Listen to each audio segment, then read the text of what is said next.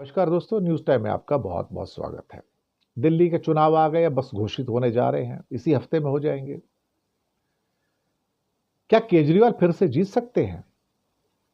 इस बार आप अपनी फिंगर्स को क्रॉस करके रखिएगा, क्योंकि इस बार चुनाव दिल्ली के एलजी वीके सक्सेना भी लड़ रहे हैं बीच में आके, तो वो आपको जीतने नहीं देंगे। राजीव कुमार तो अपनी पुरानी हेरा फेरी के लिए फेमस है। हिंदुस्तान वैसे भी क्या भांड लोगों का देश है। यहाँ पे मीर जाफर और जयचंद ज्यादा पैदा होते हैं, हजारों नहीं लाखों में पैदा होते हैं। और यहाँ पर भगत सिंह और राजगुरु सुखदेव ये कोई इकलौता ही पैदा होता है। तो यह लोग बिकने को तैयार हैं। ये लोग तन भी बेचने को तैयार है, मन भी बेचने को तैयार है, आत्मा बेचने को तैयार है। बस आप पैसे फेंकिए, आप खरीद सकते हो उनको, जिसको मर्जी खरीद लो। जो चुनाव के एजेंट होते हैं उनको आप खरीद सकते हो। इसके अलावा जो पार्टी के लोग हैं उन्हें खरीद सकते हो। हिंदुस्तान में किसी भी इंसान को खरीदना बहुत आसान हो गया आज की डेट में। अब वो अगर कोई नहीं खरीदा जाए तो उसको मार दो। भारतीय जनता पार्टी का तो इतिहास है ना भाई, आपके सामने के लोगों को मरवा दो।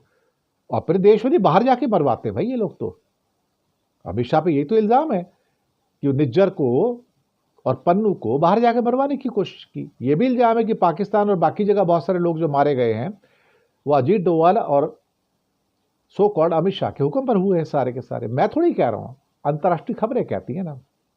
कोई साथ ना चले तो मरवा दो, ये भी है। और जस्टिस लोया को भी देख लो कैसे मरवा दिया गया था। वो भी कहानी जिसके ऊपर भारतीय जनता पार्टी बिफर गई थी जब महुआ मोइत्रा ने उसका जिक्र किया था। तो दिल्ली का चुनाव अब फंस गया है। केजरीवाल की खुद की रेपुटेशन भी डाउन हुई है। और कांग्रेस तो वैसे ही बिकी हुई है साहब। कांग्रेस के अंदर तो सारे के सारे स्लीपर एजेंट हैं, जिनका एक ही काम है कि कांग्रेस को हरवाना कैसे है। अजय माकन, रणदीप सुरजेवाला, जयराम रमेश, पवन खेड़ा, बघेल, गहलोत अडानी के दोस्त, कमलनाथ।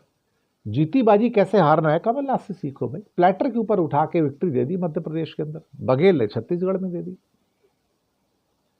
तो राहुल गांधी को बाहर के दुश्मनों की जरूरत नहीं है, एक्चुअली अपनी दुश्मनी काफी है। तो राहुल गांधी की प्रॉब्लम क्या है? राहुल गांधी की प्रॉब्लम यह कि उसे पता है मेरे दुश्मन कौन है, उसे पता है स्लीपर एजेंट कौन है, उसे पता है विभीषण कौन है, उसे पता है मुझे धोखा कौन दे रहा है। फिर भी कोई एक्शन नहीं लेता उनके खिलाफ। आप बने रहो, यानी कि और धोखा देते रहो।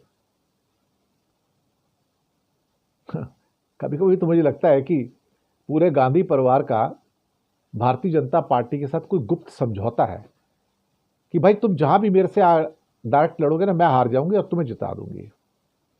कांग्रेस के अंदर जीतने की इच्छा ही नहीं रह गई है। और दिल्ली के अंदर पिछले कई चुनाव के अंदर जो विधानसभा की हुए हैं उनको एक भी सीट नहीं मिली विधानसभा में। 70 में से एक सीट भी नहीं मिलती कांग्रेस को। अब संदीप दीक्षित जो शीला दीक्षित के बेटे हैं कहते हैं मैं तो केजरीवाल के साथ लड़ूंगा। लड़ ले भाई, फिर जमानत जब्त हो जाएगी तेरी, और क्या हो जाएगा। पर तुम्हें शर्म थोड़ी आती है। हो सकता है इसके द्वारा तुम बीजेपी की मदद करना चाहते हो, यही तो हो रहा है। तो कांग्रेस का प्राइमरी ऑब्जेक्टिव क्या है इस टाइम?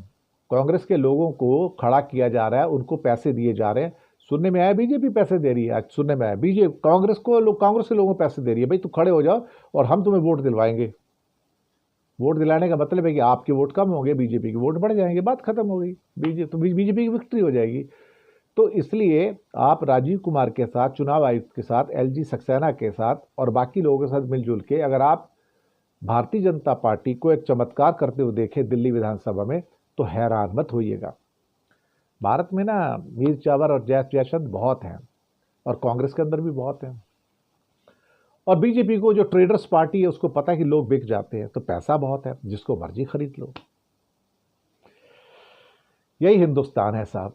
पहले भी बिकता आया था, आज भी बिकता है और आगे भी बिकता रहेगा। हमारी कोई आत्मसम्मान नहीं है, हमारी कोई इज्जत नहीं है साहब। कोई 5 करोड़ में बिकता है, कोई 5 लाख में बिकता है, कोई 5 करोड़ नहीं बिकता तो 50 करोड़ में बिक जाता है, कोई 50 करोड़ में नहीं बिकता तो 500 करोड़ में बिक जाता है। ऐसा कोई है ही नहीं जो नहीं बिकता। जो नहीं बिकता उसे भगत सिंह राजगुरु कहते हैं। बस इतना ही कह सकता हूँ। शुक्रिया।